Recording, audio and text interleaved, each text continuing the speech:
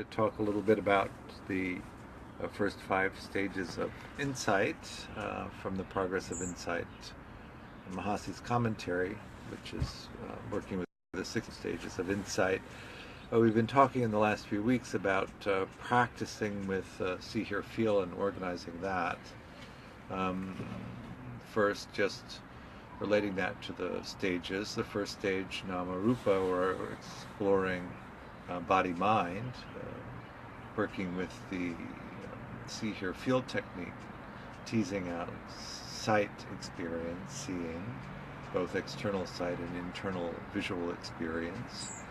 And then working with auditory experience, both exterior sound and also interior auditory thinking experience, and then feeling experience in the body related to the intersection of gravity, temperature, respiration, circulation, digestion, the efforting to hold the posture, and also emotion in the body. So using this Shinzen technique to develop clarity between these basic sensing experiences, first stage. Then moving into the second stage, which is the interactivity between them, you could look at doing a paired and triple noting experience. So noting each individual arising, see, hear, feel, then noting paired arising, see, feel, hear, feel, all, just to complete the set. None, which would be to note after returning from cessation. The third stage then is this investigation around the 3 marks or characteristics of existence, anatta, anicca, dukkha, so anatta, not self, the not self experience, to reflect that none of these sensing experiences is self, that all of them are impermanent, they arise and pass, and each of them exhibits some aspect of the characteristic of unsatisfactoriness. Mahasi, who I referred to in his Progress of Insight, often refers to dukkha as pain, that each of these experiences can be painful. So the first level, old age, sickness, and death. The second level, getting what you want and losing it, not getting what you want, having to put up with the things that you don't want. The third level, the subtle, ongoing, constant irritation that nothing is exactly the way that you would have it if you were actually in charge of anything. And then the fourth stage is this awareness of arising and passing, that all sensing experience, all experience really arises and then passes away, which moves then into this experience of dissolution or flow. So in terms of the triple noting that we've been talking about developing over the past few weeks, noting see, hear, feel, and then the paired and triple occurrences, shifting the focus of meditation from the sensory clarity aspect into the flow or arising and passing experiences. The Pali word for this is piti, and it's often translated as rapture. We have a association with the Christian term rapture, which is a kind of coming of the end of days and being transported up to heaven. In the Buddhist term, really, it's more an energy that's in the body. It's often talked about in terms of 5 levels of energy, from a subtle vibratory sensation in the body, a jolting electrical charge momentarily through the body, and all suffusing energy and uplifting energy, that sort of thing. Shinzen would often describe it as a vibration, an effervescent energy, almost like a kundalini energy, an expansive energy, a contractive energy, simultaneously expansive and contractive energy. I think that for most of us, it's an ordinary experience that we've simply suppressed out of consciousness without knowing the purpose of awareness for the energy. We simply don't include it in the ordinary bandwidth of consciousness because it's so narrow, and turning instead to other things. So in many ways, the practice of meditation around being aware of PT is simply allowing awareness of it into consciousness. So then we become concentrated in the practice. So certainly using the see, hear, feel technique is the way to go, focusing for sensory clarity, and then paying attention as you're doing the technique for awareness of some energetic quality in the body.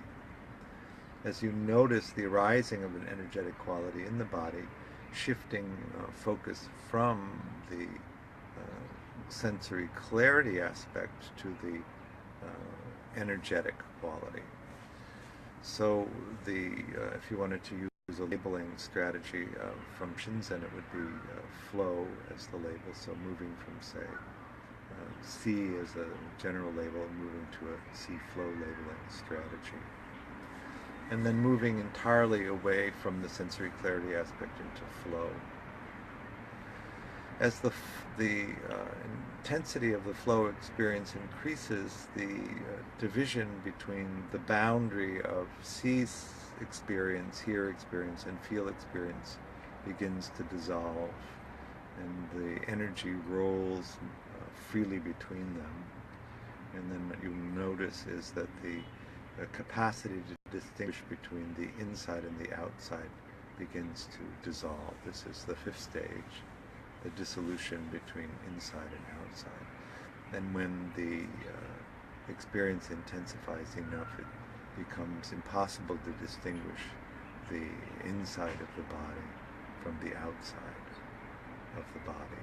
So you'll be sitting on your cushion or on your chair, and you won't be able to distinguish where the body ends and the cushion begins. Initially, these kinds of experiences can be frightening, and the fear acts as a brake and shuts down the experience and re-solidifies the body. But as you get more acclimatized to these kinds of experiences, you can simply allow the dissolution and dissolve. What also tends to happen with that is a dissolution of the perception of self.